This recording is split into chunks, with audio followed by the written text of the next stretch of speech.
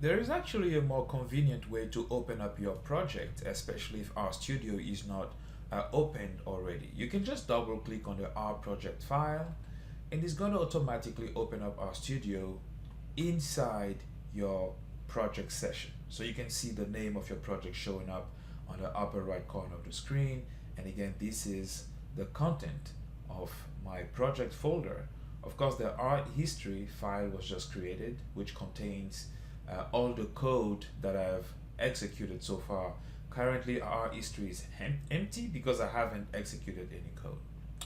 And because we're going to analyze our data with code, let's create it in our script. We're going to go ahead and save it already. Of course, when you try to save it, it's going to try to save it automatically in your project folder. And that's one of the benefits of working within a project. Your project is self-contained. Let's call it just analysis. Okay, we're going to write our code for analysis. Okay, so this is where we're going to write all the instructions to analyze, manipulate, visualize our data. All right, so it is time for a few definitions before we move on. So what is a function in R or in any programming language? A function is a specific instruction that you give to the computer to perform a specific task.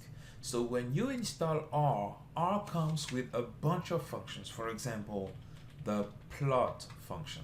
The plot function, of course, lets you plot data, or the mean function. With the mean function, you can calculate the arithmetic mean or the average of some values. You also have the sum function, you have the product function, and you have hundreds and hundreds and hundreds of functions that are available to you when you install R on your computer. So that's what a function is. What about a package?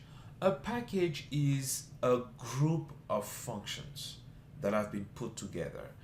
In a package, you have more than functions, but generally, a package contains functions. It can also contain data, actually. And many functions that you can use in R are not already available to you after installing R.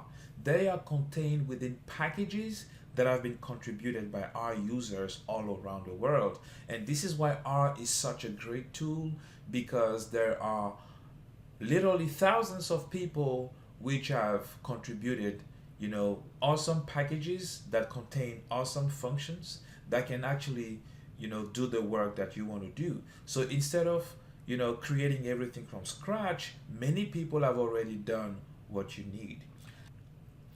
Packages in R usually reside in the comprehensive R archive network, also known as CRAN. So this is where all the official packages of R reside. However, there are actually other platforms where R packages reside as well, such as GitHub, GitLab, and a few other platforms like that.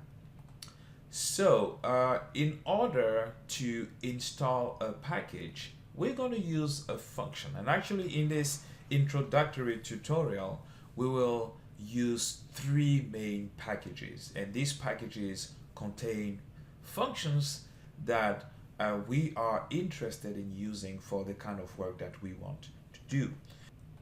The function that allows us to install packages is the install.packages function. And the name of the package that you want to install should be in quotations. So the three packages are the reader package. We also want to install the dplyr package. Finally, we want to install the ggplot2 package. These packages are very great packages that have awesome functions in them. Reader contains functions that allow us to import data into R. So currently our Gapminder dataset is in a CSV file which is outside the R ecosystem. So what we want to do is to import that data inside our system in order to be able to analyze it. So the reader package has functions for that. The dplyr package has awesome functions for data manipulation, and we're going to learn a few of them. And the ggplot2 package has wonderful functions for data visualization. So we've written the code to install them. Now it is time to execute the code. If your packages have been installed successfully, you will be able to see them in the package tab over here. So you can scroll down. So let us look for dplyr. I'm going to make it a little bigger. Oops. All right, so dplyr is right here, and I can look for reader and for ggplot2 as well. They'll be here. If you can see them here, then it means that you may have encountered an error, and make sure that you wrote these lines of code exactly the same way, no uppercase, and make sure that the spelling is correct, and then re-execute your code. These lines of code actually could have been written in the console, because once you install a package, it is installed forever, so you don't need to install packages over and over again. And because I don't want to use them, I can turn them into comments. Very nice way to do it is by selecting the lines that you want to turn into comment and press Ctrl-Shift-C. And now if you try to run these lines of code, they're just going to show up in the console, but R is just going to ignore them. It's not going to try to execute it.